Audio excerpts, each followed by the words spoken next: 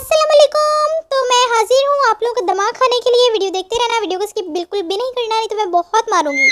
अच्छी भली गोल रोटी बन जाती है, लेकिन पता नहीं क्यों तवे पर जाकर फॉलेज का अटैक हो जाता है इसे।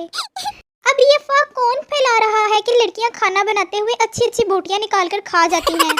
जी भी व्हाट्सएप के दौर में भी सिंपल व्हाट्सएप यूज़ करती हूँ, वो भी लास्ट सीन हाइड किए बगैर। अब भला और क्या मिसाल दूँ मैं अपनी मासूमियत की। जरूरी काम से चांद पर जा रही हूँ, किसी ने अपने उनके लिए तारे मंगवाने हैं तो बता दे, नो प्रॉब्लम। मैं किसी से भी बात नहीं करती, मगर फिर भी पूरा दिन जलील होती हूँ इस मोबाइल की वजह से, सिर्फ इस मोबाइल की वजह से।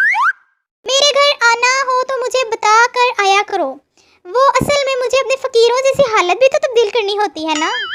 सुन लो सब गौर से, कोई भी इतना अच्छा नहीं होता जितनी अच्छी मैं हूँ यार।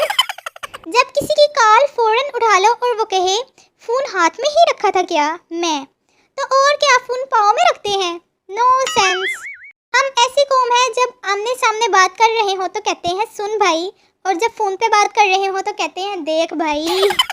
वो जगह जहाँ काम खत्म होने का नाम ही नहीं लेते और एक के बाद एक काम निकलते चले आते हैं, इस जगह को किचन कहते हैं। हम लड़कियों की ज़िंदगी तब मुश्किल हो जाती है जब साथ वाली आंटी आकर अम्मी को बताती है मेरे घर में तो सारा काम मेरी बेटी ही करती है।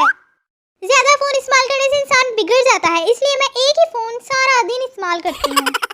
इतनी चाइनीज़ की पूरी आंखें खुलती हैं, इतनी तो हम रात को खोलकर मैसेज पढ़ते हैं यार।